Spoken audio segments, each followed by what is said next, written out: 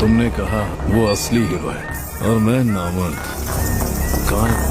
तेरे मरने के बाद आएगा क्या वो? मेरे माँ बाप के हम 2 बेटे हैं। एक मर भी गया तो कोई बात नहीं। आपके पास सिर्फ एक है। घर में गाड़ी है, रास्ता खाली है तो पेट्रोल डला के यहाँ नहीं आने का, वरना माचिस यूं ही बदनाम है। जलाने के लिए मेरा तेवर काफी।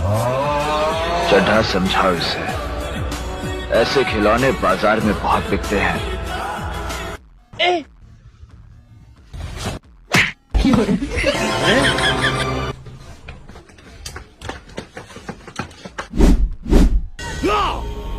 पूरे इलाके को घेर लो। किसी ने कुछ पूछा तो गर्दन उड़ा दो। गाड़ी लेकर आ, गाड़ी लेकर आ।